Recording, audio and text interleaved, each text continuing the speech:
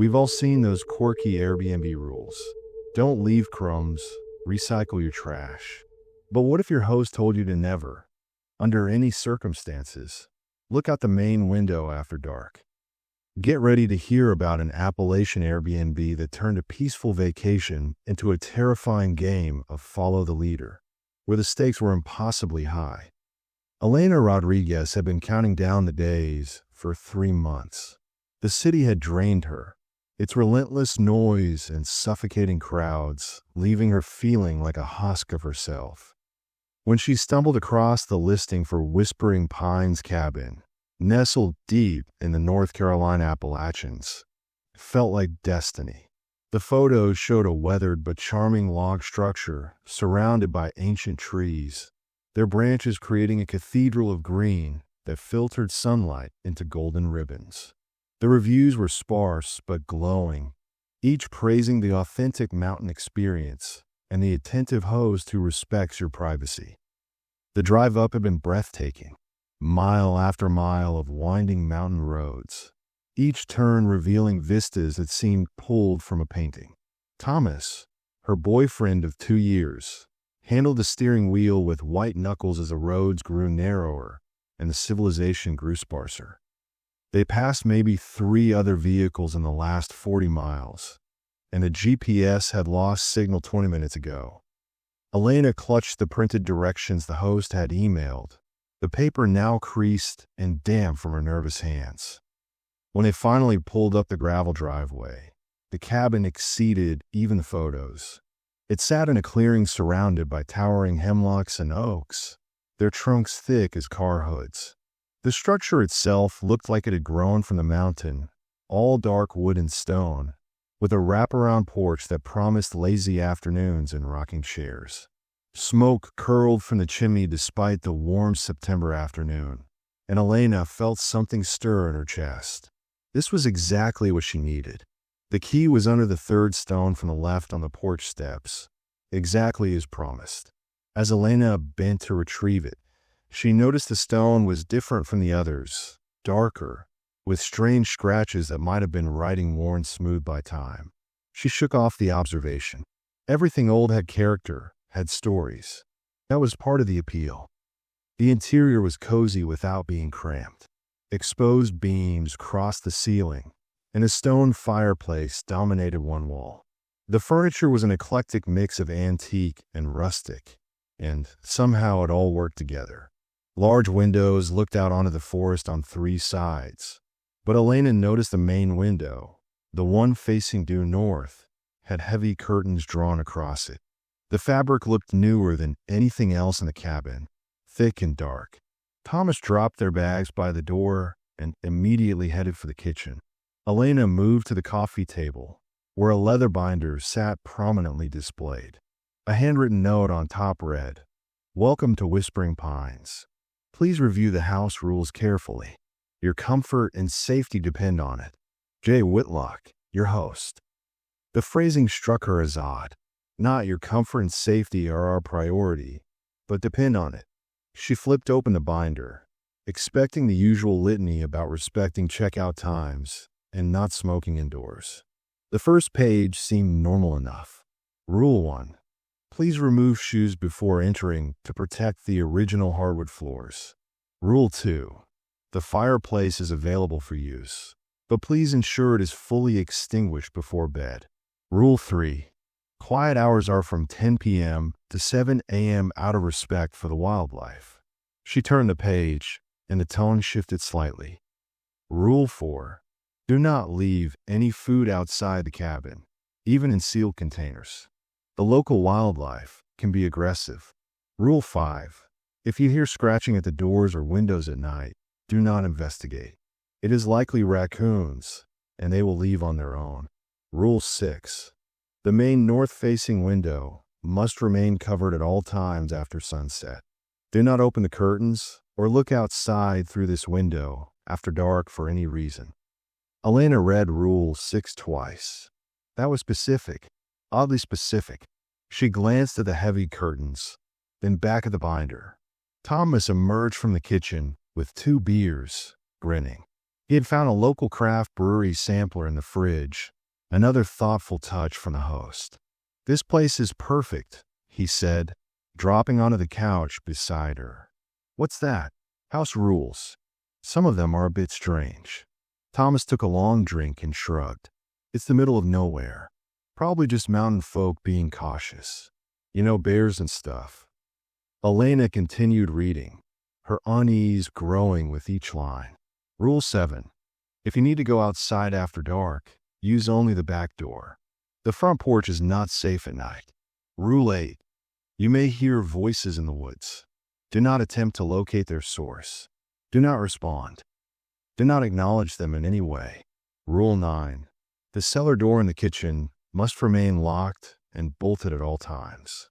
Under no circumstances should you attempt to open it. Rule 10. If you wait to find all the lights in the cabin have been turned on, do not turn them off. Leave them on until sunrise. The rules continued, growing increasingly bizarre and unsettling. Don't hang anything on the walls. Don't burn any paper in the fireplace. If the rocking chair on the porch is moving when you arrive, wait in your car until it stops. If you smell sulfur, open all the windows immediately regardless of the temperature or time of day. The list went on for 3 full pages, single-spaced, meticulously detailed. At the bottom of the last page, in bold letters, was a final warning. These rules exist for your protection. Previous guests who disregarded them have had experiences we cannot explain and cannot be held responsible for. Please take them seriously.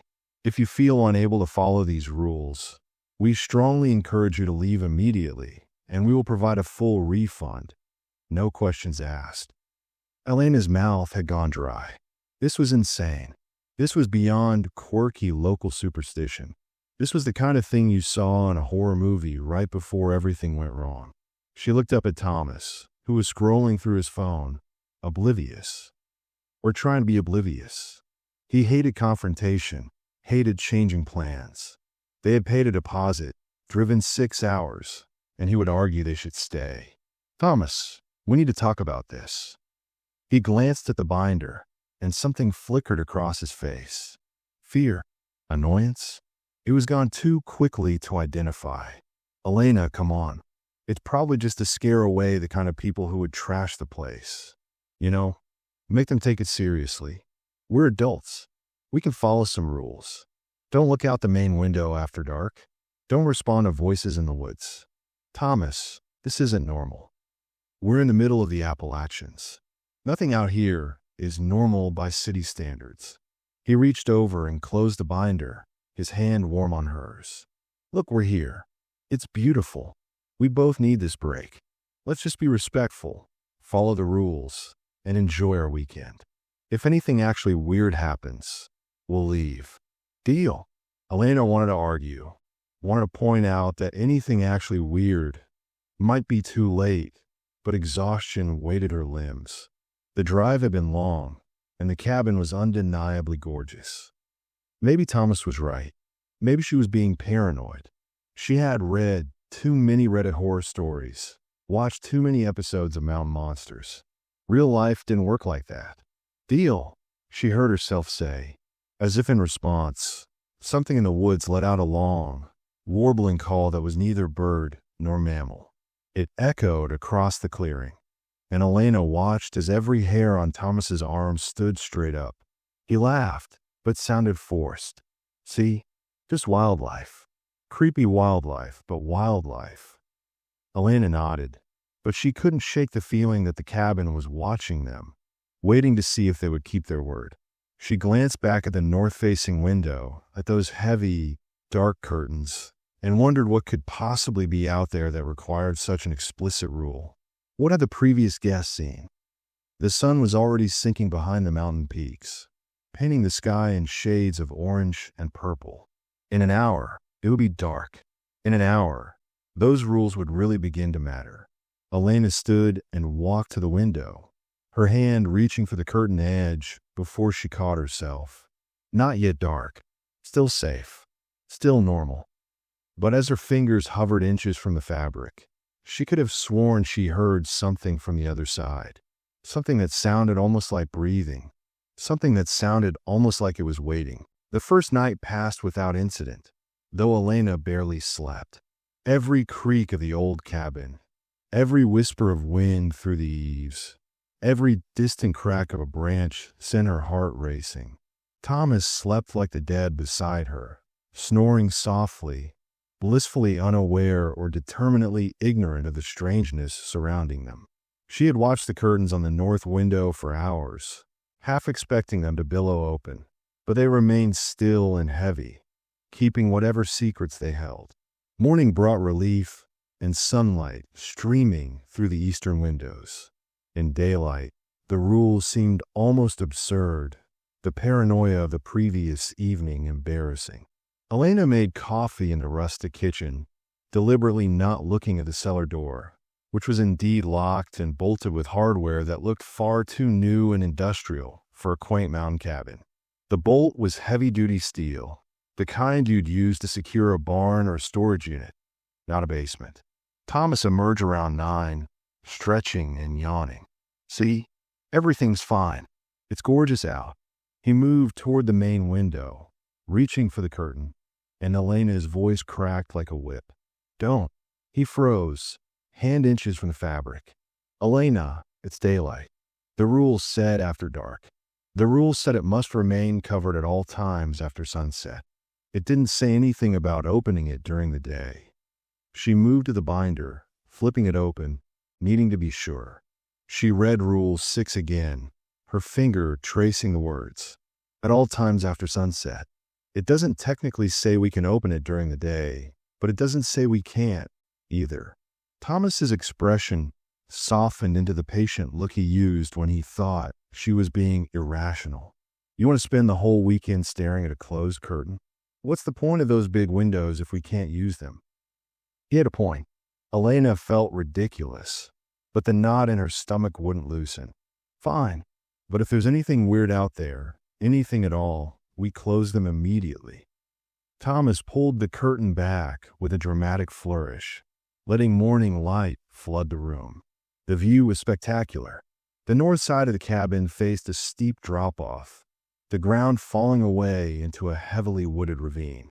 Ancient trees grew at impossible angles from the slopes, their roots visible like gnarled fingers clutching the earth. At the bottom, barely visible through the foliage, a creek wound its way between moss-covered stones. It was breathtaking and utterly empty of anything threatening. "See? Just nature. Beautiful, peaceful nature." Elena joined him at the window, and despite herself, she relaxed slightly. It was beautiful. Maybe the rule was about something simple, something environmental. Maybe the host wanted to preserve nighttime wildlife or prevent light pollution. She was reading too much into everything. They spent the morning exploring the immediate area around the cabin. The woods were dense, but not impenetrable, and several game trails wound between the trees. Thomas found a spot he claimed would be perfect for morning coffee, a fallen log overlooking a small clearing. Elena noticed deer tracks in the soft earth and the flash of a cardinal in the understory. Normal. Everything was blissfully, beautifully normal. It was afternoon when Elena decided to review the rules more carefully. Thomas had settled onto the porch with a book, and she curled up on the couch with the binder. Reading through them again, she noticed details she had missed in her initial panic. The rules weren't just random warnings. They had a structure, almost a logic to them. Rules 4 through 8 all dealt with nighttime behavior. Don't leave food out, don't investigate sounds, don't look out the north window, don't use the front door, don't respond to voices. They were building a perimeter, she realized, creating a protocol for containment. But containing what? What was being kept out? Or perhaps more disturbingly, what was being kept in? Rules 9 through 12 focused on the cabin itself. The locked cellar, the warning about lights turning on, the prohibition against hanging things on walls, the fireplace restrictions. Someone, or something, was very concerned about what happened inside these walls. Elena stood and walked slowly around the main room, examining the walls more closely. The logs were old, the wood dark with age and layers of stain, but here and there she could see marks. Scratches, deep gouges that someone had tried to sand smooth, but hadn't quite succeeded in erasing. On the wall beside the fireplace, she found something else. Carved into the wood, barely visible under the layers of finish, were letters. She had to trace them with her finger to make them out. Don't listen. Below that, in different handwriting, shakier, IT lies. And below that, a third message that made her blood run cold. Windows sees you. Find something interesting. Elena jerked away from the wall. Thomas stood in the doorway, his book dangling from one hand. She hadn't heard him come in. How long had she been standing there?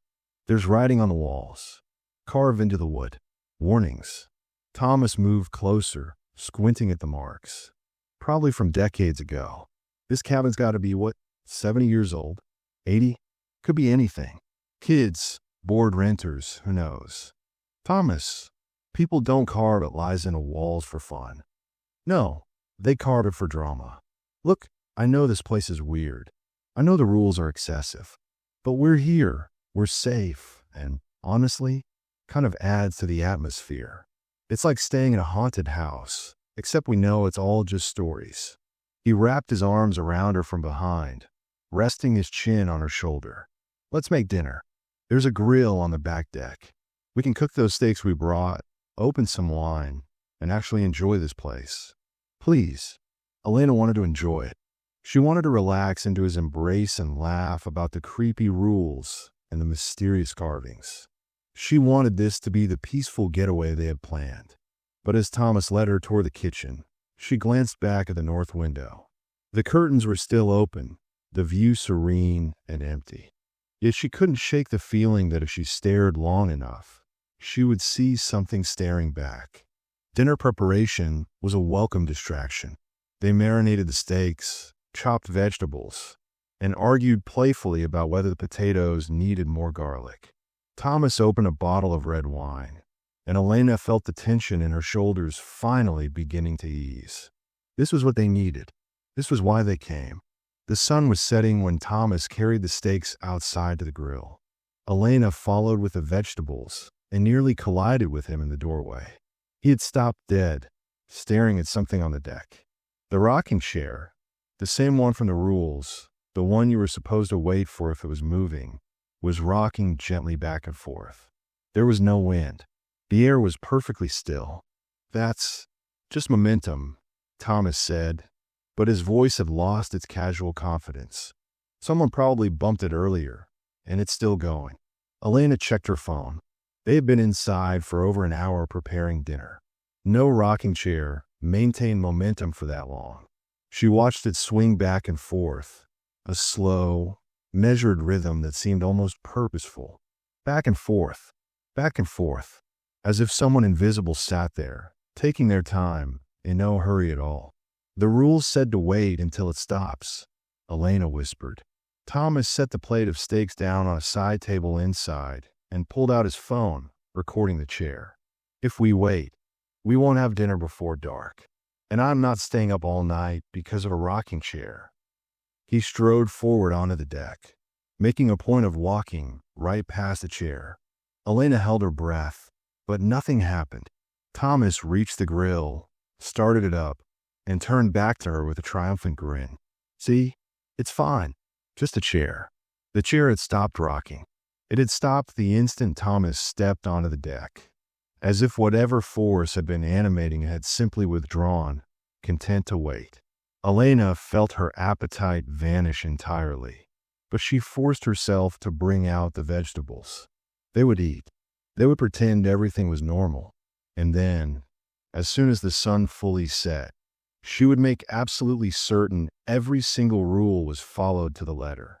As Thomas laid the steaks on the grill, the smell of searing meat filling the evening air, Elena heard it. Faint at first, barely audible over the hiss and pop of cooking. Voices, multiple voices, coming from the woods beyond the clearing. They were singing something, the melody old and discordant, words she couldn't quite make out. She grabbed Thomas's arm, squeezing hard. "Do you hear that?" He tilted his head, listening. His face went pale. "Yeah, I hear it." Rule 8 echoed in Elena's mind. You may hear voices in the woods. Do not attempt to locate their source. Do not respond. Do not acknowledge them in any way.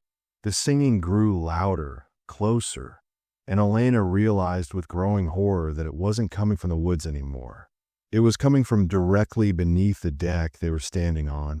Multiple voices, men and women, and something else, something that shouldn't have vocal cords at all singing together in a language that hurt her ears. Thomas grabbed the half-cooked steaks and shoved them back onto the plate. Inside. Now, they practically fell through the back door, slamming it behind them. The singing continued for another minute, circling the cabin, before fading back into the forest. Elena's hands were shaking so badly she could barely hold her wine glass. Thomas stared at the door, his casual dismissal of the rules shattered completely. "What the hell was that?" he breathed. Elena didn't answer. She was staring at the north window, where the curtains still hung open. The sun had set completely while they were outside. It was full dark now, and they had broken Rule 6. They had left the main window uncovered after sunset, and in the glass, reflected in the dim light of the cabin, something was looking back at them. Something tall and impossibly thin, with eyes that didn't reflect light but seemed to absorb it. Something that smiled with too many teeth. Elena couldn't move, couldn't breathe, couldn't look away. The thing in the window tilted its head, studying them with an expression of curious hunger. Then, slowly, deliberately, it raised one elongated finger and tapped against the glass. Once, twice, 3 times. Thomas finally saw it and lunged for the curtains, yanking them closed so hard the rod nearly pulled free from the wall. They stood in the sudden dimness, hearts pounding, listening to the silence. No more tapping, no more singing, just the sound of their own ragged breathing and the distant hoot of an owl. "We're leaving," Thomas said. "First thing in the morning, we're leaving." Elena nodded, but a cold certainty had settled over her. She looked at the heavy curtains, now properly closed, and thought about Rule 6. The window must remain covered at all times after sunset. They had broken that rule. They had seen what was outside, and now, she was absolutely certain, it had seen them too. They didn't sleep. How could they? Elena and Thomas sat on the couch, backs pressed against each other for comfort, watching the darkness beyond the windows and listening to every sound the old cabin made. The steak sat abandoned on the kitchen counter, forgotten. Neither of them had any appetite after what they had witnessed. Around midnight, all the lights in the cabin flickered once, then came back on. Elena grabbed the binder with shaking hands, flipping to Rule 10. If you wake to find all the lights in the cabin have been turned on, do not turn them off. Leave them on until sunrise. The rule didn't specify what to do if they were already awake when it happened, but Elena decided that technicality wasn't worth exploring. The lights would stay on. 7 more hours until sunrise, Thomas whispered. He had been tracking it on his phone, counting down the minutes like a prisoner awaiting release. "We can make it 7 hours." But the night had other plans. At 12:47 a.m., the scratching started. It began at the north window, behind those heavy curtains, a sound like fingernails dragging down glass. Long, slow strokes that set Elena's teeth on edge. She remembered Rule 5. If you hear scratching at the doors or windows at night, do not investigate. It is likely raccoons, and they will leave on their own. That was no raccoon. Nothing natural made sounds like that, rhythmic and deliberate, almost like a message in code. Scratch, scratch, pause. Scratch, scratch, scratch, pause. Over and over, a pattern she couldn't quite decipher, but felt in her bones was important. Thomas's hand found hers in the dim light. It'll stop. The rule said it would stop. But it didn't stop. It moved. The scratching traveled from the north window to the eastern one, then to the door. Whatever was making the sound was circling the cabin, testing every entry point. When it reached the back door, the handle rattled violently. Elena bit back a scream. The door held, the lock secure, but for how long? Then abruptly, silence. The scratching stopped. The handle went still. Elena strained her ears, listening for any hint of where the thing had gone. Minutes passed. 5, 10, 15. Nothing. Maybe it's gone. Thomas breathed. The smell hit them simultaneously. Sulfur, thick and acrid, burning their nostrils and making their eyes water. Elena lunged for the binder, but she already knew what it would say. Rule 11. If you smell sulfur, open all the windows immediately regardless of the temperature or time of day. All the windows. Thomas's voice cracked. Elena, that thing is right outside. The rule says open them. The rule also says don't look out the north window, and we saw what happened when we broke that one. Elena was already moving, throwing open the eastern windows, the southern ones. Fresh mountain air rushed in, cold and clean, cutting through the sulfur stench. She hesitated at the north window, her hand on the curtain. Did all windows include this one? The rule said the curtain must remain closed, but it also said to open the windows if they smelled sulfur. Which rule took precedence? The sulfur smell intensified, making her gag. She made a decision, keeping the curtain closed. She reached behind it and fumbled with the window latch. The old mechanism resisted, then gave way with a click. She pushed the window open without pulling back the curtain and jumped back as if burned. For a moment, nothing happened. Then the sulfur smell began to dissipate, flowing out through the open windows like water draining from a tub. Within minutes, the air was clear again, crisp and mountain fresh. Elena closed all the windows except the north one, still too frightened to reach behind that curtain again. What was that about? Thomas demanded. What could possibly require opening windows in the middle of the night? Elena shook her head. She didn't know, but she was starting to understand that the rules weren't random. They were a survival guide. Someone, probably Jay, Whitlock, or whoever really owned this cabin, had figured out what lived in these woods and how to coexist with it. Every rule was a hard-won lesson, probably learned through terrible experience. At 2:33 a.m., they heard the voices again. This time, they came from multiple directions surrounding the cabin. Men, women, children, all singing that same discordant melody. The words were clearer now, though still in that strange language that made Elena's head ache. She pressed her hands over her ears, but the sound seemed to bypass them entirely, resonating directly in her skull. Thomas suddenly stood up, his eyes glassy and unfocused. Thomas! He didn't respond. He walked toward the back door like a man in a trance, his hand reaching for the doorknob. Thomas! Elena lunged at him, grabbing his arm and yanking him back with all her strength. He fought her, stronger than he should have been, trying to shake her off. The voices grew louder, more insistent, and Elena realized with horror what was happening. Rule 8. Do not respond to the voices. Do not acknowledge them in any way. Thomas wasn't just listening. He was being called. She did the only thing she could think of. She dragged him away from the door and started singing herself, as loud as she could. The Star-Spangled Banner, the first song that came to mind. Anything to drown out those other voices. She sang off-key and desperate, holding Thomas and feeling him slowly relax in her arms as her voice competed with the others. The strange singing cut off abruptly, as if offended by the interruption. Silence rushed back in, blessed and complete. Thomas blinked, awareness returning to his eyes. What just happened? You don't remember? He shook his head, looking genuinely confused and frightened. I remember hearing the singing, and then nothing. I'm standing here with you, and you're belting out the national anthem like a drunk at a baseball game. Did I fall asleep?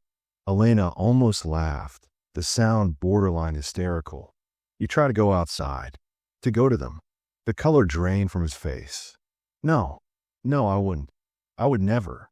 You weren't yourself. That's what the voices do. That's why we're not supposed to acknowledge them. She pulled him back to the couch, and they sat in silence for a long moment. Thomas, we need to talk about the cellar. What? What? Rule 9 says we can't open it under any circumstances. But think about it. Everything else in these rules is about keeping something out.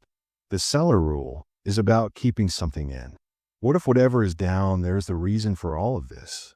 What if it's the key to understanding? Elena, no. Absolutely not. We've broken enough rules for one night. We haven't broken any rules. We followed them, and we survived. But what if we need to know more? What if understanding what's in that cellar is how we make it to morning? Thomas grabbed her shoulders, his eyes intense. Listen to me. We have for more hours. For hours. And then we get in the car and drive as fast as we can away from this place. We don't need to understand. We just need to survive. He was right. Elena knew he was right. But the cellar called to her, and she understood now why the rule existed. It wasn't just to keep people out. It was to keep people from wanting to go in, because once you started thinking about what might be down there, the curiosity became overwhelming. At 4:15 a.m., something started pounding on the roof. Heavy, rhythmic impacts that shook dust from the ceiling beams. Elena and Thomas clutched each other, staring up at the boards above them. The pounding moved from one end of the cabin to the other, then stopped directly above their heads. They heard claws scraping across the wooden shingles. Then nothing. At 5:30 a.m., as the first hints of dawn began to gray the eastern windows, they heard the front door unlatch. Not break open, not shatter inward, but simply unlatch, as if someone had turned the knob from outside. The door swung slowly inward, revealing the front porch and the dark forest beyond. The rocking chair sat motionless. Nothing stood in the doorway, but the invitation was clear. Rule 7.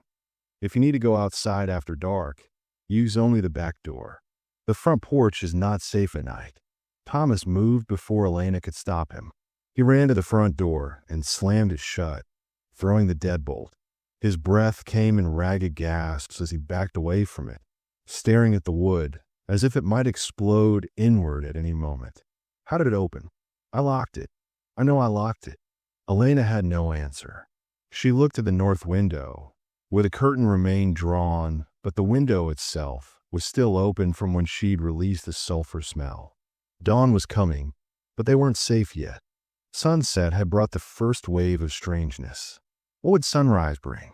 At 6:47 a.m., exactly 13 minutes before official sunrise according to Thomas's phone, all the activity stopped. The scratching, the voices, the pounding, the door. Everything went silent. The morning birds began to sing, normal and cheerful. Golden light began to paint the eastern sky. Thomas stood on shaky legs and moved to the north window. Elena started to warn him, but the words died in her throat. The curtain was open. Not just open, but torn down completely, the rod hanging at an angle, the heavy fabric pulled on the floor. The window behind it was empty, just the ravine and trees and morning light. But on the glass, written in something that looked disturbingly like blood, were 3 words. Tonight you're OURS. Elena stared at the message, at the smear of red against the glass, and felt the last of her hope crack. They had followed most of the rules. They had survived the night, but they had broken Rule 6, had left the window uncovered after dark, and whatever was out there had marked them for it. Get our stuff, she said quietly. Right now, we're leaving. Thomas didn't argue. They threw their belongings into bags with frantic speed, not bothering to fold or organize. They would leave the food, leave everything except what they had brought. Elena grabbed the binder of rules, needing evidence, needing proof that she wasn't insane. As she tucked it under her arm, a piece of paper fell out from the back. It was handwritten, the script shaky and desperate. To whoever finds this, I am Jay Whitlock. I am trapped in the cellar. I have been here for 3 years. The thing that walks these woods wears my face and answers to my name. It takes payment in guests. If you read these rules, it has already chosen you. The only way to break free is to feed it someone else. I'm sorry. I'm so sorry. Please let me out. Please. Elena's hands went numb. The binder fell to the floor. Thomas read over her shoulder, and she heard his sharp intake of breath. That's impossible, he whispered. We got confirmation emails. We paid through the app. The host has 5-star reviews. Elena thought about those reviews. How sparse they were. How generic. How they never mentioned the host by name or description. Thomas, when was the last time we had cell service? He checked his phone. 2 bars. We have signal now. No. When was the last time we had actual working service? When could you load a web page or send a message? Thomas went pale. Before we turned onto the mountain road. Over 6 hours ago. The cabin had Wi-Fi. They had connected to it immediately upon arrival. But Elena pulled out her phone and looked at the network name. Whispering Pines. Stay forever. She hadn't noticed the second part yesterday. Stay forever. How had she not noticed that? A floorboard creaked behind them. They spun around to see a man standing in the kitchen doorway. Middle-aged, ordinary-looking, with a friendly smile that didn't reach his eyes. Leaving so soon? He asked in a pleasant voice. But you haven't even checked out properly. Don't you want to leave a review? Elena knew, with absolute certainty, that this was not Jay Whitlock. This was what had been outside all night. This was what the rules were designed to protect against. And now it was inside with them. The thing wearing a man's face tilted its head at an unnatural angle, its smile widening to impossible proportions. Besides, you broke the rules. You looked out the window. You know what that means. Thomas grabbed Elena's hand and ran. They burst through the back door, down the porch steps, and onto the gravel driveway where their car sat waiting. Elena fumbled with the keys, her hands shaking so badly she nearly dropped them. Behind them, the cabin door remained open, but nothing emerged. Yet, the car started on the second try. Thomas threw it into reverse and gunned the engine, spraying gravel as they shot backward down the driveway. Elena twisted in her seat, looking back at the cabin. The man-thing stood in the doorway, watching them go with that horrible smile still plastered across its face. And in the main north window, where the curtain hung torn, she saw movement. Multiple figures pressing against the glass from inside. Dozens of them, maybe more, all with the same 2 wide smiles. They reached the main road and Thomas didn't slow down, taking the mountain curves at dangerous speeds. Elena watched in the side mirror until the cabin disappeared behind the trees, then turned to face forward, trying to catch her breath. That's when she saw them, standing along the roadside. Dozens of people, maybe hundreds, spread out for miles along their route home. All of them were watching the car pass. All of them wore that same smile. Thomas, Elena whispered, don't stop. No matter what, don't stop. He gripped the steering wheel so tight his knuckles went white, but he didn't slow down. They passed the smiling people, mile after mile, and Elena understood with growing dread that they weren't really escaping. They were being allowed to leave. The difference was crucial and terrifying. They drove for 3 hours straight before Thomas finally pulled into a gas station just outside Asheville. The sun was high and bright, the day warm and normal. Other cars filled up at neighboring pumps. A family with young children laughed as they piled out of a minivan. Everything looked so utterly, beautifully ordinary that Elena wanted to cry. Thomas's hand shook as he tried to work the gas pump. He had to swipe his card 3 times before it registered. Elena sat in the passenger seat, the binder of rules clutched against her chest like a shield. She hadn't been able to leave it behind, even though every instinct screamed to burn it and forget this nightmare had ever happened. When Thomas climbed back into the car, he didn't start the engine immediately. He stared straight ahead, his jaw working like he was trying to find words that wouldn't come. Those people on the road, he finally said, they weren't real, right? We were in shock. We imagined them. Elena wanted to agree, wanted to convince herself it had been shadows and fear playing tricks. But she had counted them.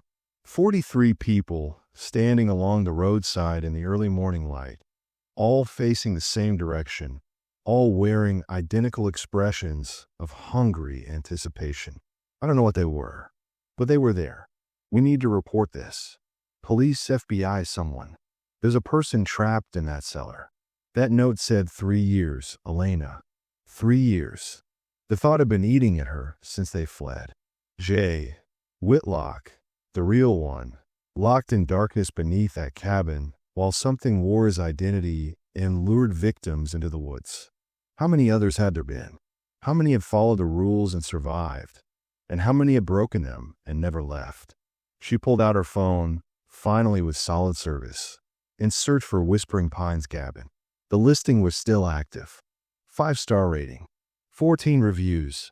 All glowing. She clicked on the host profile. Jay Whitlock. Superhost status. Member since 2019. The profile picture showed a generic stock photo of mountain scenery. No actual person. Elena clicked on the reviews, reading them with new eyes. Perfect getaway. The host was very accommodating. Such a peaceful location. But as she read closer, she noticed something. Not one review mentioned seeing the host in person. Not one mentioned specific interactions. They were all carefully worded to imply a normal stay without actually confirming any details. And the dates. Elena's blood ran cold. The reviews were spread over 6 years, but there were long gaps between them. Months of silence, then a flurry of positive reviews all at once. She clicked on one reviewer's profile. The account had been created the day before the review was posted and had never been active since. Thomas, these reviews are fake. All of them. This whole listing is a trap. He leaned over, looking at her screen. How is that possible? The platform verifies hosts.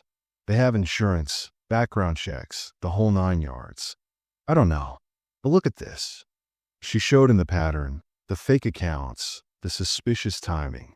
Someone, or something, is gaming the system, and we walked right into it. Thomas pulled out of the gas station and headed for the nearest police station. They found it 20 minutes later, a small brick building with 2 patrol cars parked outside. The officer at the desk was a young woman with kind eyes who listened to their story with increasing skepticism. Let me get this straight, she said when they finished. You rented a cabin that had strange rules. You heard some weird noises, and now you think someone is trapped in the basement. Elena pushed the binder across the desk. Read the rules. Read the note we found. Something is wrong with that place. The officer flipped through the pages, her expression shifting from polite interest to concern. She paused on the handwritten note, then looked up at them. Where exactly is this cabin? Thomas gave her the address. The officer typed it into her computer, then frowned. That address doesn't exist. At least not in our system. What do you mean it doesn't exist? We were just there. We have the confirmation email, the directions, everything. I'm sure you do. But according to county records, that plot of land is undeveloped forest. There's no structure registered there, no utilities, no property tax payments. As far as the government is concerned, there's nothing on that land. Elena felt the ground shifting beneath her. That's impossible. The cabin is huge. It's been there for decades. The wood, the furniture, everything is old. The officer's expression softened with something that might have been pity. Look, I'm not saying you're lying. Mountain properties can be weird. Sometimes old structures fall through the cracks in the system, especially if they were built before modern zoning laws. But without a valid address, I can't send anyone up there. Do you have GPS coordinates? Thomas pulled out his phone, opening his Maps app. His face went pale. The history is gone. All the navigation data from this morning is just gone. Like we never drove there. The officer stood, her hand moving subtly closer to her radio. Elena recognized that stance. She had seen it before on documentaries about police encounters. The woman was preparing for them to become a problem, possibly violent. She thought they were disturbed, maybe on drugs. "I'll tell you what," the officer said carefully. "Why don't you give me your contact information, and I'll look into this. If I find anything, I'll reach out. In the meantime, maybe you folks should get some rest." Mountain driving could be disorienting. They were being dismissed. Elena grabbed the binder and stood, her frustration boiling over. Someone is going to die. That thing is still up there, and it's still advertising on the rental site. And someone else is going to book it and end up like Jay Whitlock. "Ma'am, I understand you're upset, but making threats." "I'm not making threats. I'm trying to prevent a murder." Thomas grabbed her arm, pulling her toward the door. "Come on, Elena. This isn't working." They left before the officer could call for backup. In the car, Elena felt tears of frustration burning her eyes. "They didn't believe us. No one is going to believe us." "Maybe that's the point," Thomas said quietly. "Maybe that's why it works. The cabin exists just enough to lure people in, but not enough to be official. And anyone who escapes sounds insane trying to explain it." Elena looked at the binder in her lap. Physical evidence that they hadn't imagined it. But evidence of what? Exactly. Strange rules? A disturbing note? Nothing that proved actual danger. Nothing that would stand up in court or convince authorities to investigate. She opened the binder again, looking for something she might have missed. That's when she found them. Tucked into the very back, hidden in a pocket she hadn't noticed before, were photographs. Polaroids, old and faded. The first few showed the cabin in different seasons, always pristine and inviting. Then the images changed. People, dozens of them, photographed through the north window at night. Their faces pressed against the glass, eyes wide and mouths open in silent screams. Elena recognized the clothing styles spanning decades. 70s fashion, 80s hair, 90s grunge, all the way up to modern day. The most recent photo showed a young couple, maybe in their 20s, both staring out from behind that window with expressions of absolute terror. Written on the back of each photo was a date and a simple note. Claimed, Elena counted them, 43 photographs, 43 people who had broken the rules and been claimed by whatever lived in those woods. 43 souls trapped behind that north window, pressed against the glass, waiting for the next victim. "The people on the road," she whispered. "Thomas, there were 43 people standing along the road this morning." He looked at the photographs, his face going gray. "You're saying those were them? The previous victims?" "I'm saying whatever that thing is, it collects people. It uses the cabin as a trap, and when someone breaks the rules, it adds them to its collection. And then it sends them out to witness the next escape to make sure no one really gets away." Thomas's hands started shaking again. "But we did get away. We're here. We're alive and in Asheville, and that thing's hours behind us." Elena wanted to believe that, but doubt gnawed at her. They had broken Rule 6. They had seen what was behind the window, according to the message written in blood on the glass. They belonged to it now. So why had it let them leave? Her phone buzzed. A notification from the rental app. She opened it with trembling fingers. A new message from Jay Whitlock, sent 3 minutes ago. "I noticed you forgot to check out properly. Don't worry. I'll mark you down as a late checkout. See you tonight." Thomas leaned over to read the message, his breath catching. "That's not possible. We're offline. We're not connected to the cabin's Wi-Fi anymore." But Elena was staring at her phone's status bar. Connected to Whispering Pines, stay forever. Full signal strength. She hadn't connected to any networks since leaving the gas station. She had deliberately turned her Wi-Fi off. "It followed us," she said numbly. "The network, the connection. It's not a physical place. It's something else." Thomas grabbed his phone and checked. Same network. Same impossible connection. He tried to disconnect, but his phone wouldn't register the command. He tried to restart it, but it wouldn't turn off. The screen stayed lit, showing that cursed network name. "What do we do?" His voice cracked. "Elena, what the hell do we do?" She thought about the rules, about the careful instructions that had kept them alive through the night.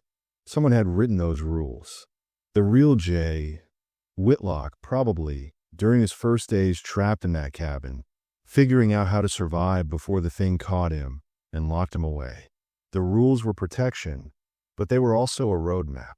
They told you how to survive, but in doing so, they also revealed the creature's patterns and limitations. Rule 6 was the key. Don't look out the main window after dark. They had broken that rule and been marked. But why that rule specifically? Why was the north window so important? Elena thought about the photographs, about all those people trapped behind the glass. Thomas, what if they're not dead? What if looking out the window is how it pulls you in, like a gateway or a portal? That would mean those people are still alive somewhere, still trapped, and still being used. 43 people standing on the road, watching us leave. 43 photographs of people behind the window. They're the same people, Thomas. It lets them out sometimes, uses them as props, but they always go back to the window. A new message appeared on her phone. Another photo, but this time was recent. Very recent. It showed their car at the gas station, taken from the other side of the pump.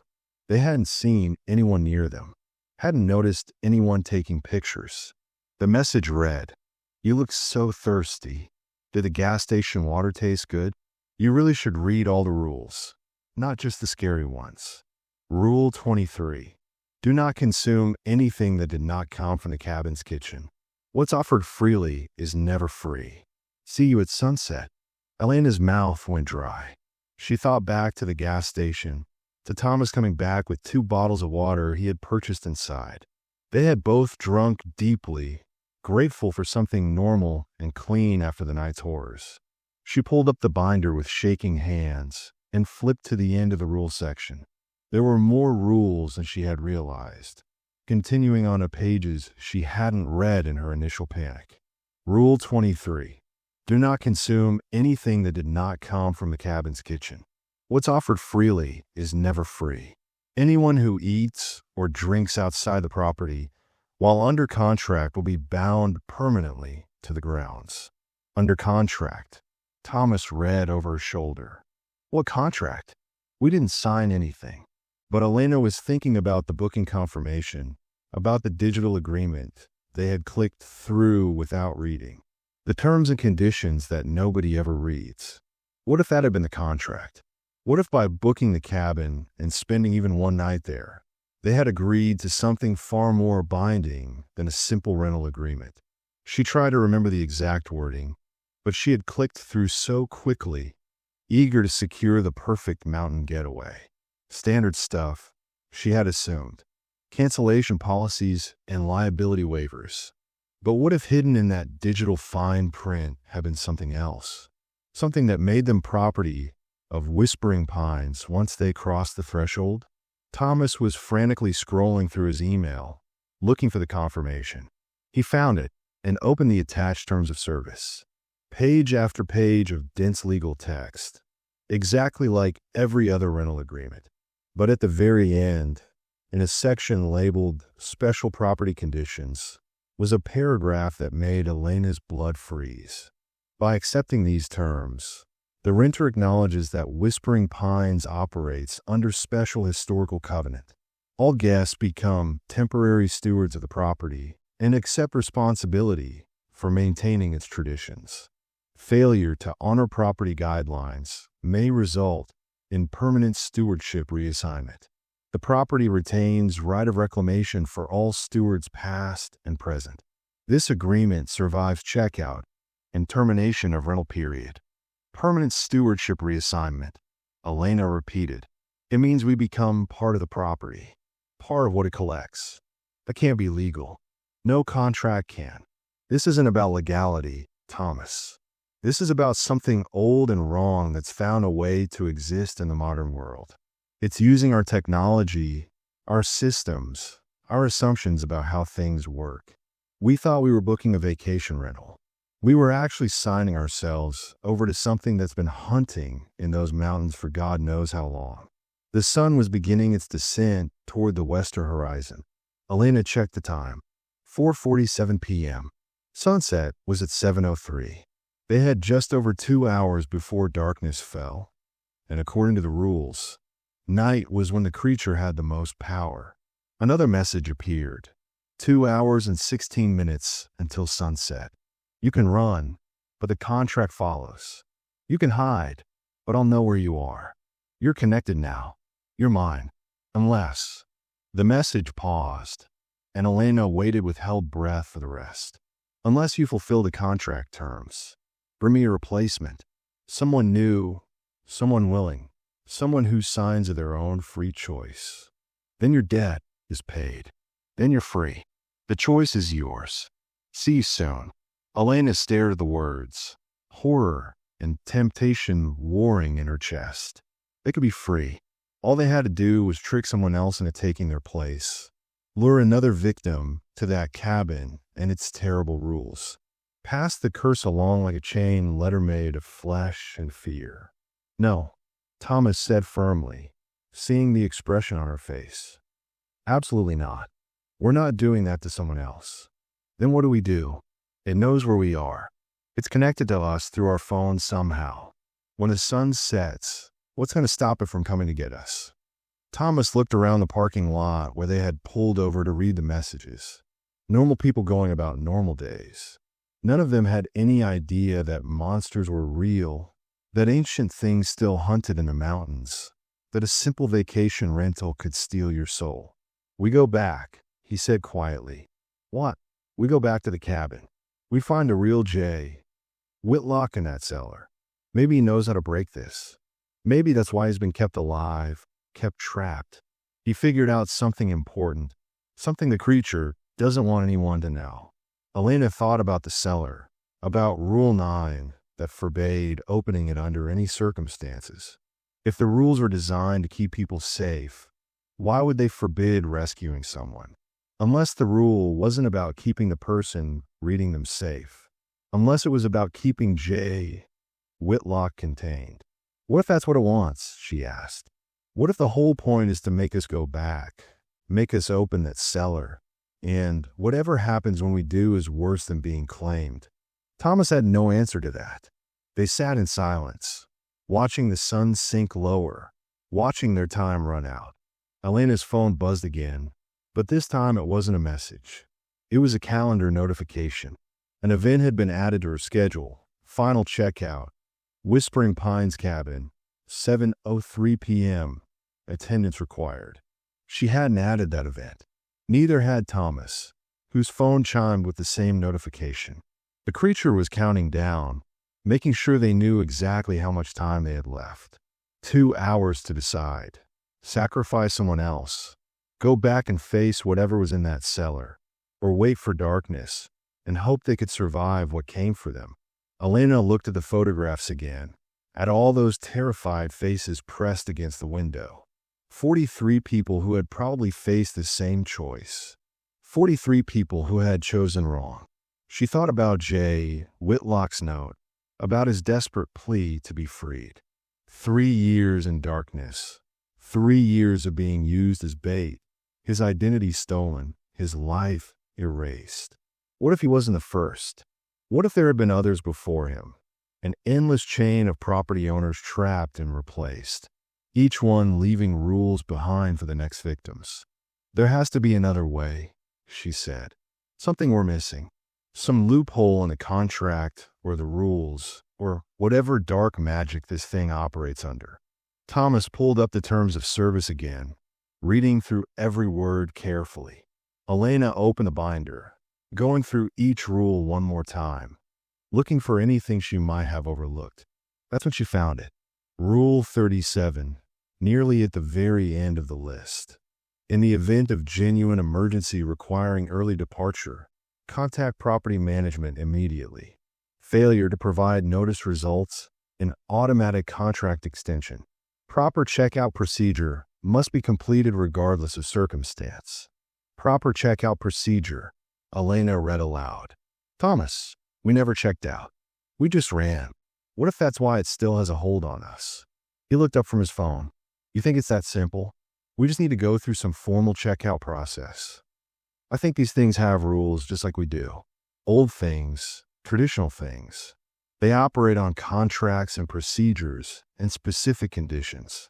Maybe if we complete the checkout properly, the contract ends. And maybe completing the checkout properly involves opening that cellar door or sacrificing a replacement. Elena, this could be another trap. He was right to be skeptical, but what choice did they have? Wait for sunset. Run until the creature caught them. At least this gave them a potential solution, a path forward that didn't involve damning someone else or sitting helplessly while darkness fell. Elena made a decision. We go back. We complete the checkout, but we do in daylight, and we follow every single rule that kept us safe last night. If this thing operates on contracts and conditions, then so do we. We play by its rules, but we play to win. Thomas looked at her for a long moment, then nodded slowly. Okay, but we need to hurry. It's already past 5. If we're going to do this, we need to be there and done before sunset. They got back on the road, this time driving toward the mountains instead of away. Elena felt the wrongness of it in her bones, every instinct screaming that this was suicide. But she also felt a grim determination settling over her. She was done being a victim, done being hunted. If this creature wanted to play games with contracts and rules, she would beat it at its own game. The drive back seemed shorter than the drive away, as if the mountains themselves were pulling them in. They passed familiar landmarks, turned onto the increasingly narrow roads, and within an hour found themselves on the gravel driveway leading to Whispering Pines. The cabin sat exactly as they had left it, sunlight slanting through the trees, birds singing. It looked peaceful. It looked safe. Elena checked her phone. 6:23 p.m. 40 minutes until sunset. 40 minutes to figure out how to complete a checkout procedure that might save them or might seal their doom. They approached the front door together, and Elena noticed something she had missed in their panic flight that morning. A small bronze plaque beside the entrance, tarnished with age. She rubbed the surface clean and read the inscription. Whispering Pines Lodge, EST 1847, where guests become family forever. Forever. She was really starting to hate that word. Thomas pushed the door open. It wasn't locked. Why would it be? The cabin was expecting them. They stepped inside, and Elena felt the change immediately. The air was different, charged with anticipation. The cabin knew they were back. It had been waiting. On a coffee table sat a clipboard with a single sheet of paper. Checkout form was printed across the top in elegant script. Below were blank lines for name, date, and a series of yes/no questions. Did you enjoy your stay? Were the accommodations satisfactory? Did you follow all property guidelines? Would you recommend this property to others? Do you wish to extend your stay? At the bottom, a signature line and a note. Please complete in full before departure. Incomplete checkout will result in automatic contract extension and permanent reservation status. Elena picked up the clipboard with trembling hands. It seemed too simple, too easy. But she thought about Rule 37, about how these old things operated on specific procedures and traditions. Maybe it really was this simple. Maybe they just needed to fill out the form honestly, and they could leave. She started writing, her handwriting shaky but legible. Name, Elena Rodriguez. Date, October 16th, 2025. Did you enjoy your stay? She hesitated, then wrote, No. Were the accommodations satisfactory? No. Did you follow all property guidelines? She thought about the window, about looking out after dark. Almost. Thomas read over her shoulder. Be honest. If this thing operates on contracts, lying might void the whole thing. She erased, almost, and wrote, No. We looked out the north window after dark. Would you recommend this property to others? Absolutely not. Do you wish to extend your stay? No. We wish to leave immediately and never return. She reached the signature line and paused. Something felt wrong. The cabin was too quiet, too still. She looked at the north window, where the curtains hung torn and open, revealing the darkening forest beyond. "Thomas, what time is it?" He checked his phone, and his face went pale. 7:02. "Elena, the sun is setting right now." She looked down at the checkout form, at the blank signature line, and suddenly understood. The form had taken too long. The questions had been designed to slow them down, to make them debate and discuss and waste precious minutes until darkness fell. Because the checkout had to be completed during their stay, and their stay only lasted until sunset. As the last rays of sunlight disappeared behind the mountains, Elena heard the cellar door unlock with a heavy clunk. Rule 9 echoed in her mind. The cellar door must remain locked and bolted at all times. Under no circumstances should you attempt to open it. The door wasn't just unlocked now. It was standing open, revealing darkness and stairs leading down. And from that darkness came a voice, raspy and desperate and heartbreakingly human. "Please, please, someone help me. I've been down here so long. Please." Jay Whitlock, the real one, calling to them from the dark. Elena looked at Thomas, at the unsigned checkout form, at the open cellar door. They had seconds to decide. Sign the form and hope it still counted, or try to rescue the man who had been trapped for 3 years. Save themselves, or save him. The voice from the cellar grew more desperate. "I can hear you up there. Please, don't leave me again. Everyone always leaves me." And Elena realized, with horror so complete it felt like drowning, that there was no right choice. That was the true nature of the trap. Save themselves and abandon someone to endless suffering, or try to help and likely doom them all. From outside, all around the cabin, came the sound of scratching. 43 pairs of hands, dragging across wood and glass, circling closer. The checkout form seemed to glow in the dim light, demanding a signature, demanding a choice. And in the cellar, something that might be a man and might be something else entirely kept calling out for help in a voice that broke Elena's heart and filled her with dread in equal measure. Thomas grabbed her hand. "Whatever you decide, we do it together." Elena looked at the form, at the cellar, at the windows where faces would soon press against the glass. She thought about rules and contracts, about old things that fed on fear and choices made in desperation. And she made her decision. Elena dropped the clipboard and ran for the cellar door. Thomas shouted her name, but she was already at the threshold, staring down into the darkness. If they were going to be trapped anyway, if the contract would extend regardless, then they might as well try to save someone. She wouldn't become another cautionary tale, another victim who chose self-preservation over humanity. "Jay Whitlock," she called down. "We're coming. Stay where you are." Thomas was beside her now, his phone's flashlight cutting through the gloom. The stairs were old wood, creaking ominously under their weight. The scratching outside intensified, accompanied now by that discordant singing.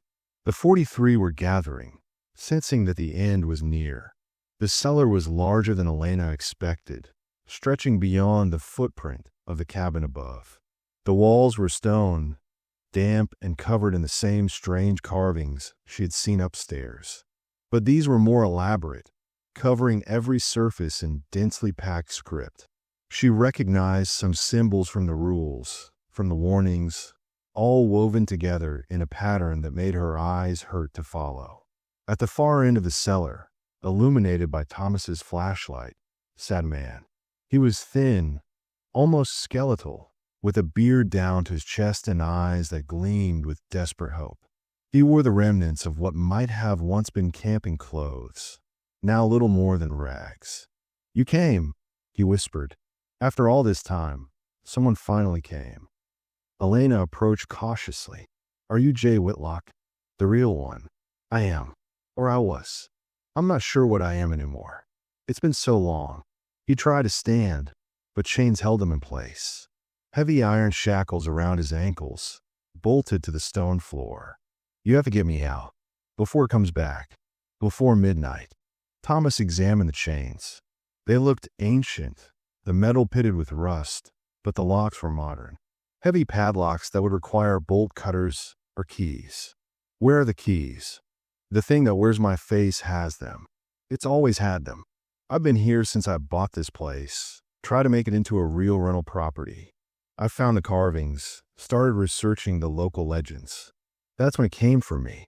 Said I had broken the old agreements, disturbed what should have stayed hidden. It locked me down here and took my place. Now it lures people here, feeds on their fear, adds them to its collection. Elena looked at the carvings on the walls. Up close, she could make out actual words between the symbols. Names and dates, hundreds of them, going back over a century. These are all the victims. Everyone who ever stayed here, from when it was a hunting lodge in the 1800s up to now. The cabin is the trap, but this cellar is the ledger. Every person claimed, every soul collected. It needs to keep collecting, needs to keep the contract active, or something worse happens. Something worse than being trapped and used as bait. Thomas asked. Jay, Whitlock's laugh was bitter and broken. The cabin sits on top of something old. Something that was here long before humans came to these mountains. The native tribes knew about it, built sacred sites all around this area to contain it. But white settlers didn't listen to the warnings. They built here anyway, and when people started disappearing, they made a deal. A contract. Keep feeding it willingly, keep providing offerings, and it would stay contained. The cabin is a cage as much as a feeding trough. If it stops collecting, if the contract breaks, the thing underneath wakes up fully. And trust me, you don't want that. Elena felt her plan crumbling. So we can't break the contract. We're damned either way. No, there's a way. But it's dangerous, and I don't know if anyone has ever actually succeeded. Jay. Whitlock pointed to the far wall, where the carvings were densest. The original contract is written there. The terms and conditions, all of it. I've had 3 years to study it, to understand it. There's a clause, a loophole. The contract binds anyone who comes here their own free will and breaks the rules. But if someone completes the checkout procedure at exactly midnight, while releasing the current keeper, the contract transfers to them by choice rather than by trap. Becomes the new keeper voluntarily. Thomas breathed. Takes your place. No one in their right mind would do it. That's the loophole. It requires a willing sacrifice. Someone who understands exactly what they're agreeing to. The thing that wears my face was once human too, probably hundreds of years ago. They made that choice, and it corrupted them, changed them into what they are now. Eventually, you stop being human and become just another part of the trap. Elena looked at Thomas, saw the same calculation in his eyes that she felt in her gut. One of them could volunteer, could take Jay, Whitlock's place, and the other 2 could go free. It was impossible. It was unthinkable. There has to be another way, she said. There isn't. I've looked. Believe me, I've had nothing but time to search for loopholes, for escape clauses, for anything. This is it, and you're running out of time. The forms upstairs need to be completed by midnight to count, and someone needs to sign the keeper's oath in my blood. He gestured to where the chains had worn through his ankles, leaving deep wounds that never seemed to heal. That's what it wants. That's always what's wanted. A willing victim, a knowing sacrifice. It makes the meat taste better or the fear more potent or whatever the hell that thing actually feeds on. The scratching outside had stopped. The silence was somehow worse. Elena checked her phone. 7:30, 4 p.m. They had over 4 hours until midnight, but she had no illusions that those hours would pass peacefully. The creature knew they were down here, knew they were talking to Jay Whitlock. It would be furious, threatened. We need those keys, Thomas said. We free you first, then we figure out the rest. The keys are wherever the thing wearing my face keeps them. Probably upstairs somewhere, hidden in plain sight. But you can't go up there without protection. Not now. Not after dark. Jay. Whitlock reached into his tattered pocket and pulled out something wrapped in cloth. I managed to sneak this before it locked me down here. It's why I'm still sane, still human, still me. He unwrapped the cloth to reveal a small stone carved with intricate symbols. It pulsed with a faint blue light in the darkness. The native tribes called it a spirit stone. It keeps the old thing at bay, gives you protection as long as you believe in its power. Take it. Find the keys. Free me before midnight, or none of us are getting out of here. Elena took the stone. It was warm in her palm, and she felt something like electricity flowing through it. Real or placebo, it made her feel braver, less helpless. They climbed back up the cellar stairs together, leaving Jay Whitlock chained in the dark. Elena hated abandoning him, but they had no choice. The keys were the priority. Everything depended on finding the keys. The main room was empty, but Elena felt eyes watching from every shadow. The north window showed only darkness now, but she could sense the 43 out there, waiting. The thing wearing Jay Whitlock's face was somewhere in the cabin, she was certain. Watching, testing, seeing what they would do. Where would you hide keys if you didn't want anyone to find them? Thomas whispered. Elena looked around the room, at all the careful details she had admired when they first arrived. The rustic charm, the authentic touches. Her eyes landed on the fireplace, on the mantel with its collection of old photographs and antique knickknacks. Something about them had bothered her yesterday, but she couldn't place what. She walked closer, examining the frames. The photos showed the cabin in different eras, always pristine, always welcoming. But in each photo, barely visible if you weren't looking for it, was a figure in the background. Sometimes in a window, sometimes on the porch, sometimes at the edge of the tree line. The same figure, wearing the same too-wide smile, appearing across decades of photography. Behind the largest frame, Elena found a small leather pouch. She opened it, and keys spilled into her palm. 3 of them, old and new mixed together. These had to be what they needed.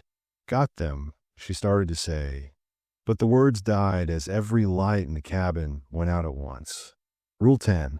If you wait to find all the lights turned on, do not turn them off. But this was the opposite. The lights had been turned off, and Elena suddenly understood that the rules only covered specific scenarios. This was something new, something the rules hadn't prepared them for. In the darkness, she heard breathing. Not hers, not Thomas's. Something else, moving through the cabin with deliberate slowness.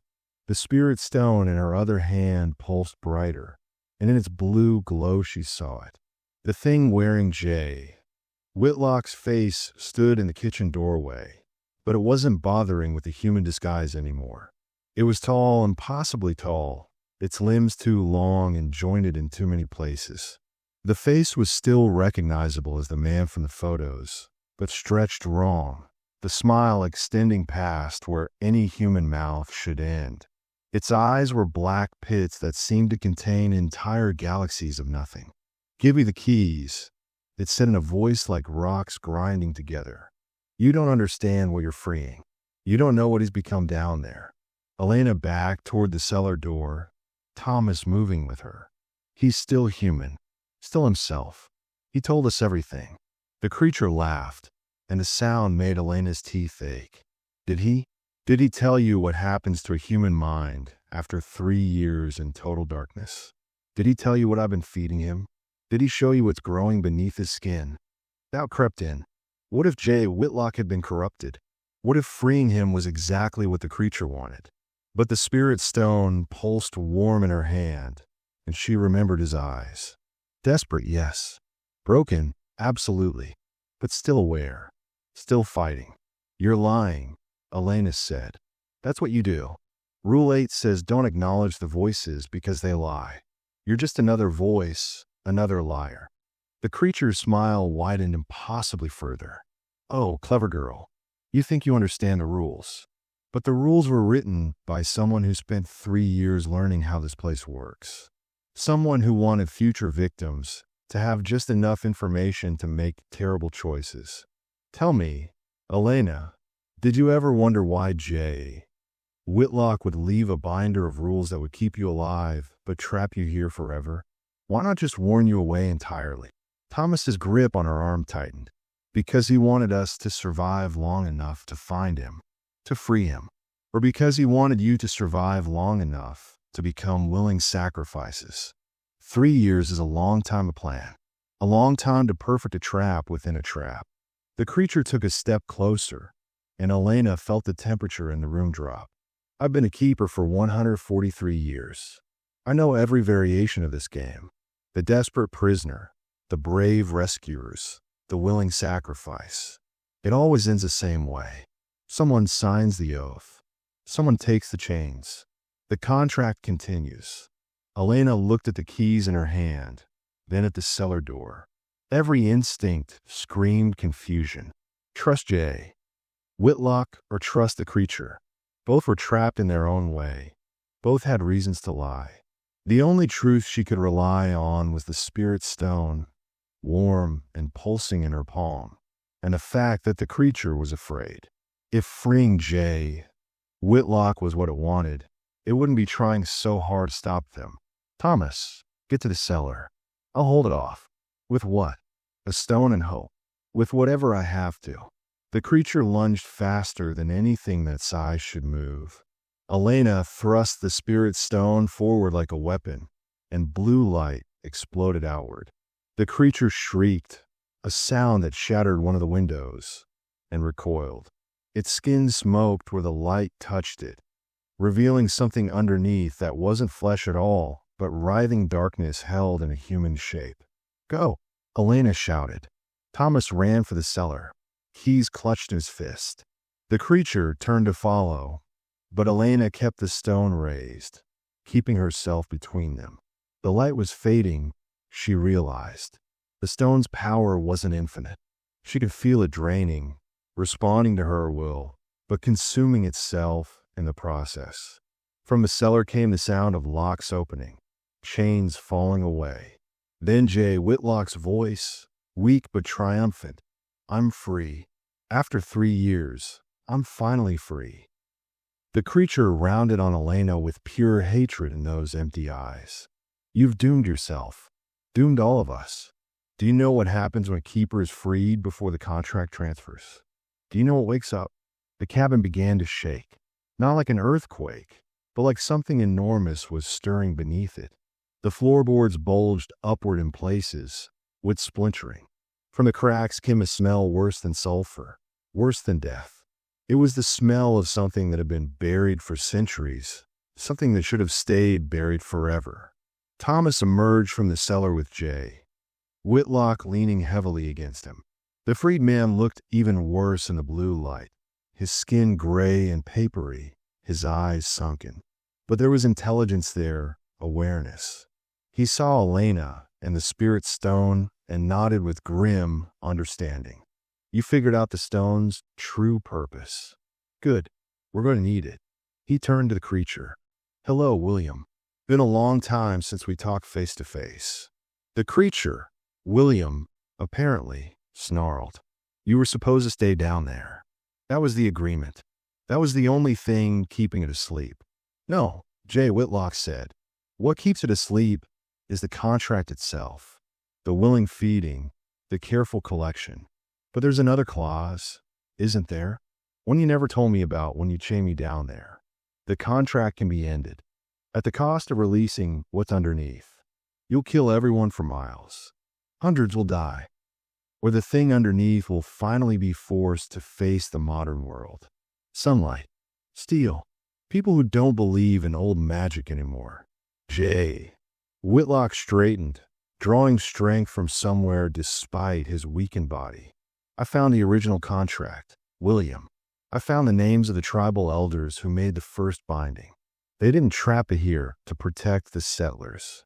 They trapped it here to let it starve. The contract keeps feeding it, keeps it strong enough to survive but weak enough to contain.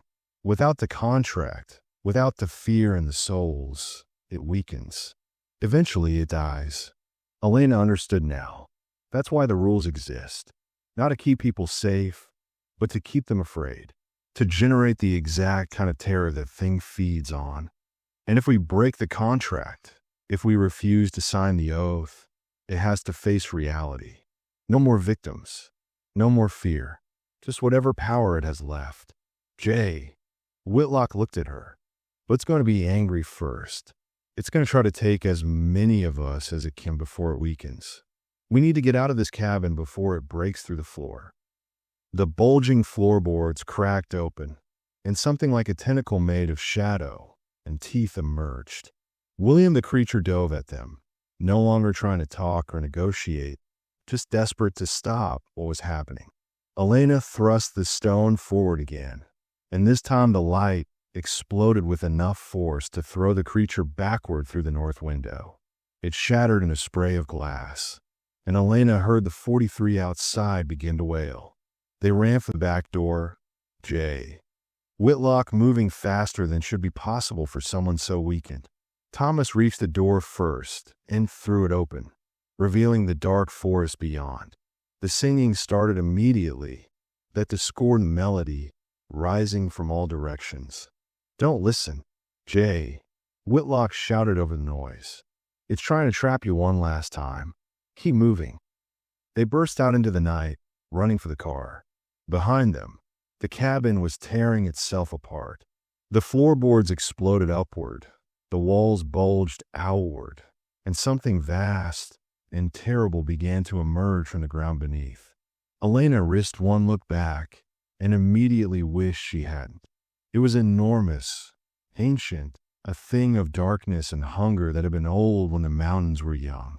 Tentacles and teeth and eyes, too many eyes, all focused on them with murderous intent. The 43 were converging on the cabin, drawn by the breaking contract, their faces showing terror and hope in equal measure. They reached the car. Thomas fumbled with the keys, the car keys, not the cellar keys, and got the engine started.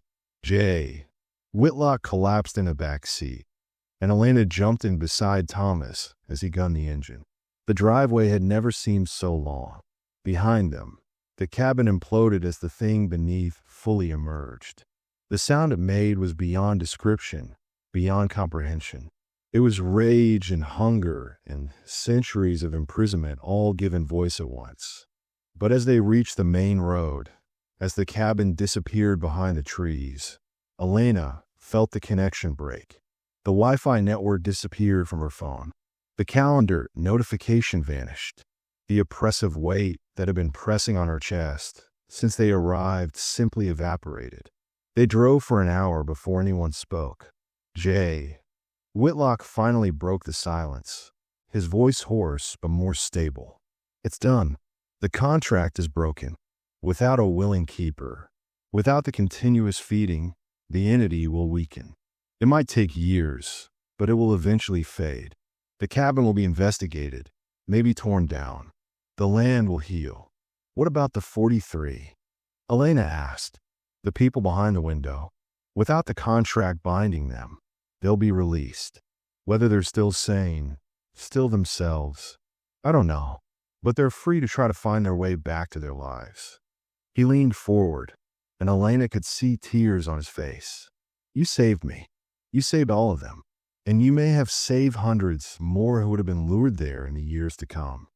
Thomas pulled into a rest stop, his hands shaking too badly to drive any further. They sat in the parking lot under harsh fluorescent lights, surrounded by normal people doing normal things. Families with children, truckers grabbing coffee, college kids on road trips. None of them knew how close they had come to something beyond comprehension. Elena pulled out her phone and opened a rental app. The listing for Whispering Pines was gone. Not just inactive, completely erased as if it had never existed. Jay, Whitlock's profile, all the fake reviews, everything had vanished. What happens to you now? She asked the man in the back seat. I don't know. I've been legally dead for 3 years. My family probably held a funeral. My business is gone, but I'm alive and I'm free, and that's more than I could have hoped for. He met her eyes in the rearview mirror. What you did tonight, refusing to sacrifice someone else, choosing to break the contract rather than perpetuate it. That took courage most people don't have. The cabin counted on selfishness, on self-preservation. You chose differently. They dropped Jay Whitlock a hospital in Asheville, staying long enough to make sure he was admitted and cared for. He promised to contact them once he had reconnected with his family, once he had begun the impossible process of reclaiming his life. Elena and Thomas gave their statements to a sympathetic doctor, leaving out the supernatural elements, focusing on a kidnapping, a remote location, a daring rescue. It was dawn when they finally pulled into Elena's driveway. Neither of them had slept. Neither of them spoke much during the drive home. There weren't words for what they had experienced, what they had survived. But as Elena lay in her own bed, in her own home, safe and warm and surrounded by the familiar, she couldn't shake the memory of those rules, the careful instructions that had been both trap and lifeline. She thought about Jay Whitlock spending 3 years in darkness, writing those guidelines to help future victims while knowing they might also doom them. She thought about the 43 people who had been claimed before them and wondered if they had made it home, if their families would believe their stories, if they would ever be able to explain the missing time, the trauma, the knowledge of things that shouldn't exist. Most of all, she thought about the thing beneath the cabin, weakening now without its contract, but still alive, still ancient, still hungry. Would it really fade and die? Or would it adapt, find new ways to feed, create new contracts in new forms? Her phone buzzed with a notification. For a heart-stopping moment, she feared it was another message from the cabin, but it was just a news alert. Strange phenomenon reported in Appalachian mountains. Locals report hearing unexplained sounds. Multiple missing person cases solved. Elena read the article. 15 people had emerged from the woods near a collapsed structure in the North Carolina mountains. All of them confused, traumatized, claiming to have been held captive in a cabin that authorities could find no record of. Medical examinations showed severe malnutrition and signs of long-term imprisonment. Investigations were ongoing. 15, not 43. 28 people were still missing, still trapped somewhere, or perhaps too far gone to find their way back. The thought haunted her.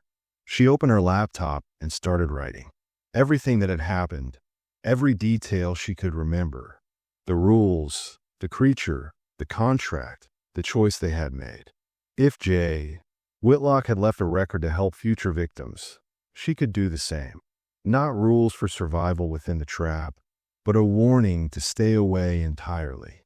She titled the document "The Truth About Whispering Pines" and began uploading it to every forum, every paranormal site, every place where someone might search for information about Appalachian rentals or strange experiences in the mountains. Thomas found her hours later, still typing, and read over her shoulder. "You think anyone will believe it? I think the people who need to believe it will. And maybe that's enough." He pulled up a chair beside her. "We should talk about what happened, about what we saw, about how we're going to process this." Elena saved her document and closed the laptop. "I know. We will. But first, I need to do something." She pulled out the binder of rules, the one she had taken from the cabin. The photographs were still tucked in the back, faces of the 43 staring out at her. She studied each one, memorizing their features. These people had families, lives, identities beyond being victims of an ancient horror. Over the next weeks, she would work to identify them, would try to find their missing person reports, their worried families, would try to reconnect the 15 who had emerged with the people who had been searching for them, would try to bring some closure, some understanding, even if the truth was impossible to fully explain. The binder would go to researchers, people who studied folklore and unexplained phenomena. The photographs would go to families, and the memory of what they had survived would go with Elena and Thomas forever, a shared trauma that bonded them in ways neither could fully articulate. But late at night, when Elena couldn't sleep, she would return to those rules, would read through them again, looking for deeper meanings, hidden warnings. because she understood now that they weren't just about one cabin in the Appalachians. They were about something older and more widespread. How many other places have contracts? How many other old things have found ways to survive in the modern world by adapting their feeding methods, by using technology and tourism and human curiosity against us? Rule 37 haunted her most. In the event of genuine emergency requiring early departure, contact property management immediately. Failure to provide notice results in automatic contract extension, because that rule implied other properties, other managements, a network of places where old things dwelt and fed and trapped the unwary. Whispering Pines might be gone, but it hadn't been alone. Elena started a database. Reports of strange rentals, inexplicable Airbnb rules, vacation properties with suspicious reviews. She reached out to others who had survived similar experiences, who spoke in hushed tones about places that shouldn't exist and rules that kept you alive while slowly killing you. She became a different kind of host, not offering shelter, but offering information. A repository of knowledge about places to avoid, signs to watch for, rules that meant danger rather than quirky charm. And sometimes, late at night, her phone would buzz with messages from unknown numbers. People who had found her warnings, who had their own stories to tell. Places that required you to wear red on Tuesdays. Houses where mirrors must stay covered. Hotels where you had to knock 3 times before entering your own room. The old things were everywhere, Elena learned. They had always been everywhere. Humans had just gotten better at ignoring them, at rationalizing away the impossible. But the contracts remained, written in fine print and binding clauses, in tradition and superstition, in rules that seemed arbitrary until you broke them. 6 months after their escape, Elena received a package. No return address, just her name and a postmark from somewhere in Oregon. Inside was a single sheet of paper, handwritten in a familiar script. Thank you for breaking the contract. I found my family. They thought I was dead, and in many ways I was. But I'm rebuilding, slowly, and I'm not the only one. The 15 who emerge have formed a support group. We help each other remember how to be human again, how to live without fear. Several of them wanted me to give you their gratitude, but I'm writing to warn you. The entity beneath Whispering Pines is weakening, but not dead. And there are others.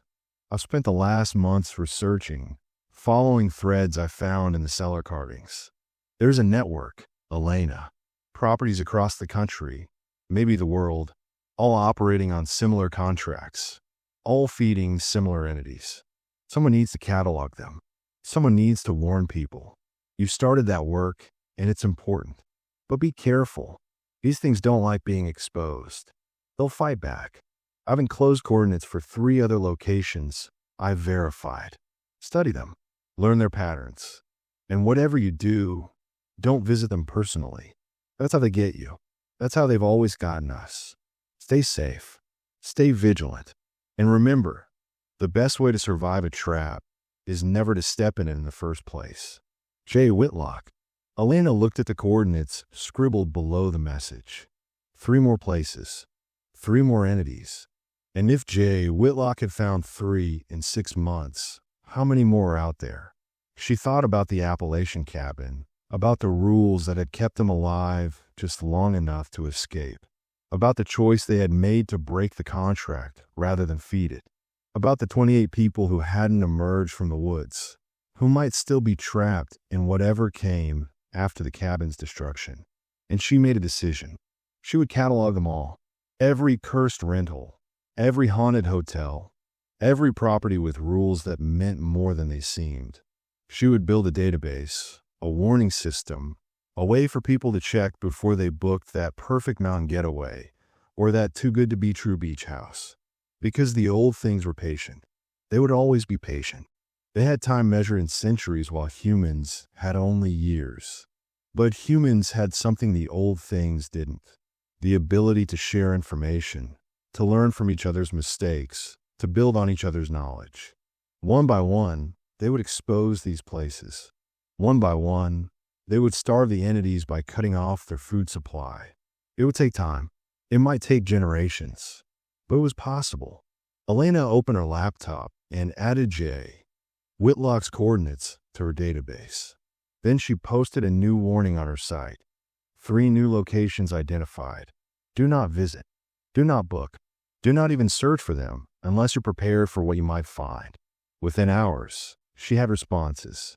Other survivors, other researchers, other people who had glimpsed behind the veil of normalcy and seen the darkness waiting there.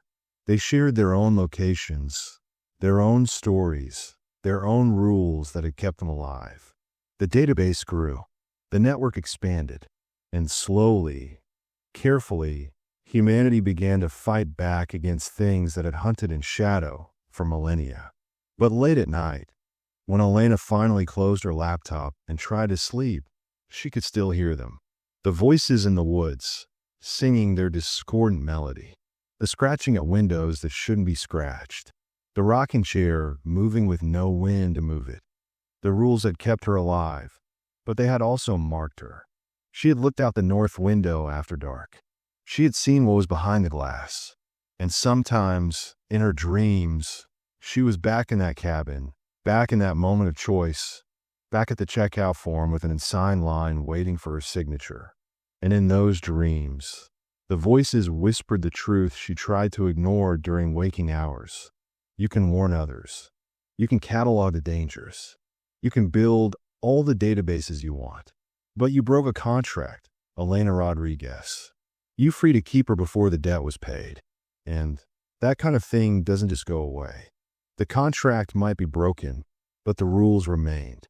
And Rule 1, the rule that started everything, the rule she had never seen written down but felt in her bones. Once you know about the old things, once you see them clearly, they can always see you too. She would spend her life warning others, helping them avoid the traps she had fallen into. But she would spend it knowing that somewhere in the dark, something ancient and hungry was watching her, waiting for her to make another mistake, waiting for the day when she might book the wrong rental, accept the wrong invitation, or break the wrong rule. Because in the end, the scariest thing about Whispering Pines wasn't the cabin itself. It wasn't the creature or the contract, or even the thing beneath the ground. It was the knowledge that it wasn't unique, that there were hundreds, maybe thousands of places just like it, each with their own rules, their own hungry entities, their own ways of transforming a peaceful vacation into a nightmare. And somewhere out there, someone was booking their stay right now, scrolling through beautiful photos, reading glowing reviews, eager for an escape from the stress of daily life. Someone was clicking confirm reservation without reading the full terms and conditions. Someone was driving up a mountain road, excited to arrive at their perfect getaway. Someone was about to discover that the rules weren't optional, that the warnings were real, that the old things were very, very patient. Elena just hoped they would be smart enough to follow the rules, brave enough to break the contract, and lucky enough to survive the night. Because in the Appalachian Mountains, in the desert Southwest, in the Pacific Northwest, in forgotten corners all across the world, the cabins waited. The hotels stood ready. The vacation rentals sat empty and inviting. All of them with rules. All of them with contracts written in fine print and human blood. All of them hungry for the next guest who thought they were just booking a peaceful weekend away. The only question was, would you recognize the trap before you checked in? Or would you become another photograph, another face pressed against glass, another warning that no one would believe until it was too late? Elena closed her eyes and tried to sleep, knowing the answer, knowing that somewhere, someone was already packing their bags, already excited for their trip, already doomed to learn the same terrible lesson she had learned. In the end, we all book our rooms in the houses of horror. We just don't know it until we try to check out, and find the contract won't let us leave. Sweet dreams, travelers, and whatever you do, follow the rules.